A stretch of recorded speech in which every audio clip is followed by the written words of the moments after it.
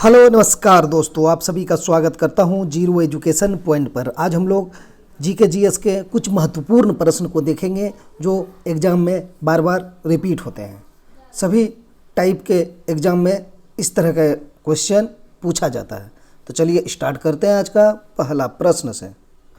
पहला क्वेश्चन है, महात्मा गांधी हमेशा के लिए दक्षिण अफ्रीका छोड़कर कब भारत लौट आए थे? 1914, 1915, 1916, 1919। इसका राइट आंसर हो जाएगा 1915। गए कब थे? 1893 को। दूसरा क्वेश्चन है, निम्न में से कौन सा क्रांतिकारी बाद में एक योगी एवं दार्शनिक बन गए थे? बाल गंगाधर तिलक, अरविंद घोष, लाला लाजपत राय, आगरकर। राइट आंसर हो जाएगा अरविंद घोष। ऑप्शन बी सही हो जाएगा। तीसरा है, उस मुगल सम्राट का नाम बताएं जिसकी सीढ़ियों से अचानक गिरने से मौत हो गई थी? बाबर, हुमायूं, जहांगीर, औरंगजेब। सही आंसर हो जाएगा ऑप्शन बी हुमायूं। चौथा है, उस राजा का नाम बताएं जिसने अपने दरबार में किसी को हंसने की अनुमति नहीं दी थी?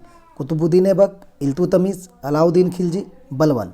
राइट आंसर हो जाएगा ऑप्शन डी बलबन। पाँचवा है, निम्न में से किसने ब्रिटिश का सबसे ज़्यादा प्रतिरोध किया था? राजपूत, मुगल, सिख, मराठा। राइट आंसर हो जाएगा मुगल। छठा है, सिकंदर ने भारत पर कब आक्रमण किया? ईसा पूर्व 336, ईसा पूर्व 326, ईसा पूर्व 320, ईसा पूर्व 308। सही आंसर हो जाएगा ईसा पूर्व 326। सातवां है, अक्ल के दांत आमतौर पर किस उम्र में बढ़ते हैं? 12 से 15, 17 से 30, 34 से 40, 40 से 45। इसका सही आंसर हो जाएगा 17 से 30 के बीच में। आठवां है, मानव त्वचा बिना छाले पड़े अधिकतम कितना तापमान सह सकती है? 40 डिग्री सेंटीग्रेड, आपका 60 डिग्री, 80 डिग्री, 100 डिग्री। सही आंसर हो जाएगा ऑप्शन ए 40 डिग्री। 40 डिग्री से टेम्परेचर ज़्यादा होने से मानव त्वचा पर असर पड़ना स्टार्ट हो जाता है, वो आपके लिए हानिकारक ही है 40 से ऊपर। चलिए 9th क्वेश्चन, इलेक्ट्रिक बल्ब का आविष्कार किसने किया? फोर्ड ने, मार्कोनी ने, एडिसन ने, इनमें से कोई नहीं। तो इलेक्ट्रिक बल्ब का आविष्कार जो किया था थॉमस एल्वा एडिसन, उसका पूरा नाम था। ऑप्शन सी सही हो जाएगा एडिसन। 10वां है, वंदे मातरम पहली बार कब भारतीय राष्ट्रीय कांग्रेस के अधिवेशन में गाया गया था? 1886, 1892, 1896, 1904। तो राइट आंसर होगा 1896, कोलकाता में यह अधिवेशन हुआ था। अगला है, राम प्रसाद बिस्मिल इनमें से किससे जुड़े हुए थे? काकोरी बम मामला से, अलीपुर बम मामला से, मेरठ षड्यंत्र से, कानपुर षड्यंत्र मामला से। तो राम प्रसाद बिस्मिल इनमें से जुड़े हुए थे काकोरी बम मामला से। काकोरी बम मामला का नाम अब क्या रख दिया गया है? चेंज कर दिया गया है, काकोरी ट्रेन एक्शन। ठीक है, ट्रेन एक्शन के नाम से अब इसे जाना जाता है। चलिए अगला देखते हैं। पहले भारतीय जिसने इंडियन सिविल सर्विस परीक्षा उत्तीर्ण किया था? दादा भाई नौरोजी, सुरेंद्र नाथ बनर्जी, बाल गंगाधर तिलक, DN वाचा ने। सुरेंद्र नाथ बनर्जी हो जाएगा, ऑप्शन बी सही हो जाएगा। 13वां है, भारत में पहली बार रेलवे लाइन इनमें से किस गवर्नर जनरल के अधीन शुरू की गई थी? मतलब किसके समय में शुरू हुआ था? Lord Canning, lord Dalhousie, lord Hastings, lord Cornwallis. Option B सही हो जाएगा लॉर्ड डलहौजी। ठीक, कब चालू हुआ था पहला लाइन? 1853 में, मुंबई से ठाणे के बीच। कितना किलोमीटर था? 34 किलोमीटर का। ठीक, कभी जगह का नाम लिख देता है, मुंबई नहीं लिखता है तो वहाँ पर लिख देगा आपको बोरीबंदर से ठाणे। ठीक, चलिए अगला देखते हैं। निम्न में किसे 1942 के भारत छोड़ो आंदोलन के वीरांगना कहा जाता है? भारत छोड़ो आंदोलन 1942 में हुआ था। डॉक्टर एनी बेसेंट, सुचिता कृपलानी, अरुणा आसापल्ली, सरोजनी नायडू। इसका सही आंसर होगा अरुणा आसापल्ली। ऑप्शन सी सही होगा। बंगाल का शोक किस नदी को कहा जाता है? दामोदर, हुगली, कीटगंगा, ब्रह्मपुत्र। बंगाल का शोक दामोदर नदी को कहा जाता है। ऑप्शन ए सही हो जाएगा। एनी बेसेंट किस राष्ट्र से आई थी?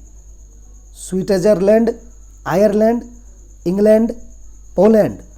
एनी बेसेंट आयरलैंड से आई थी।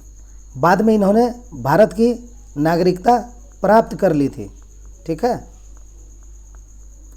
16वां है, मिश्रित अर्थव्यवस्था का तात्पर्य है लघु स्तरीय एवं बृहत स्तरीय उद्योगों की सह उपस्थिति, अमीर एवं निर्धन की सह उपस्थिति, गैर सरकारी एवं सरकारी सेक्टर की उपस्थिति, कृषि और भारी उद्योग दोनों को समान महत्व देना। ऑप्शन सी सही होगा। गैर सरकारी एवं सरकारी सेक्टर की सह उपस्थिति को मिश्रित अर्थव्यवस्था कहा जाता है। 17वां है, सचिन तेंदुलकर ने किस क्रिकेट ग्राउंड पर 100वां अंतर्राष्ट्रीय शतक पूरा किया था? Brisbane, Oval, Perth, Mirpur. Right answer होगा ऑप्शन डी मीरपुर। ये कहाँ है? बांग्लादेश में। बांग्लादेश में। चलिए अगला, भारत के प्रतीक चिन्ह के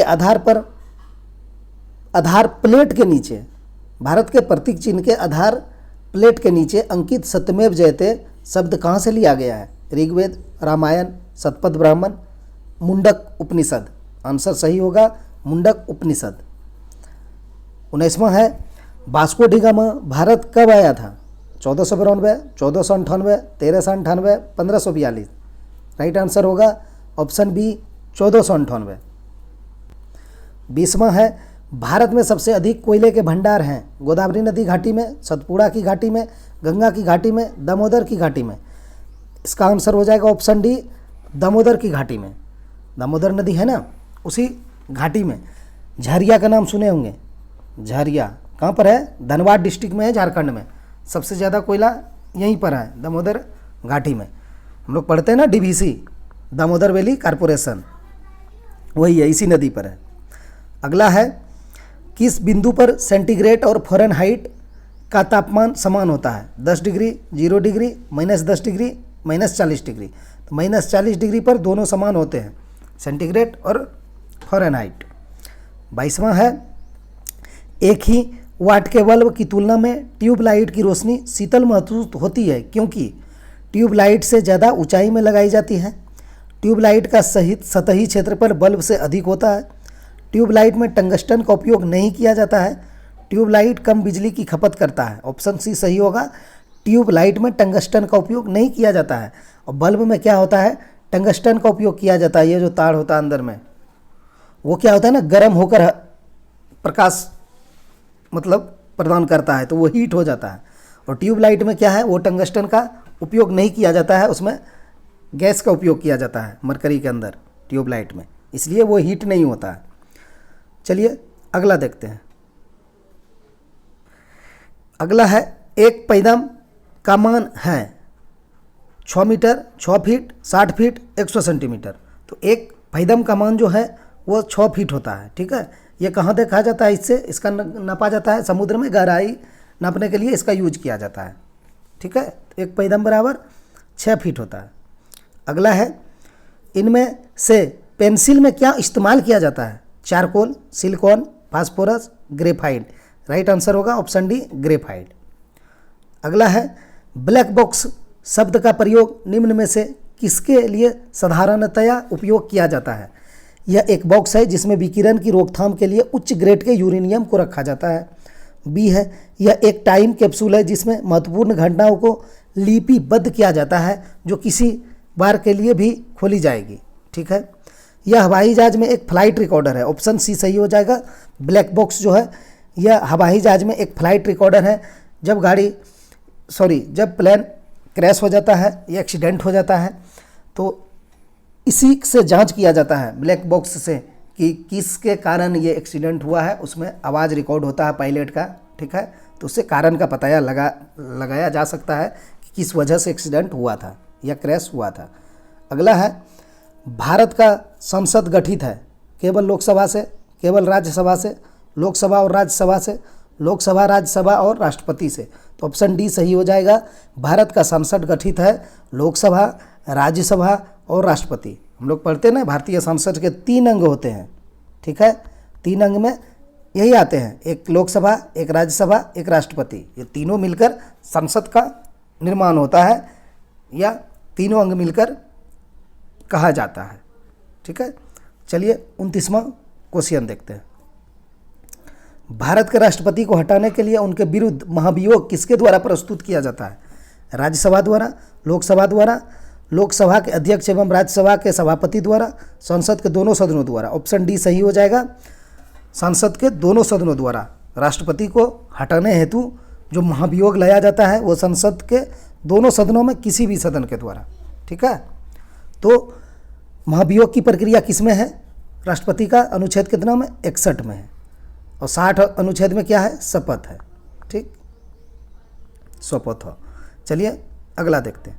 गांधी को महात्मा गांधी का नाम दिया गया था। गांधी को महात्मा का नाम दिया गया था। ठीक है, किसने?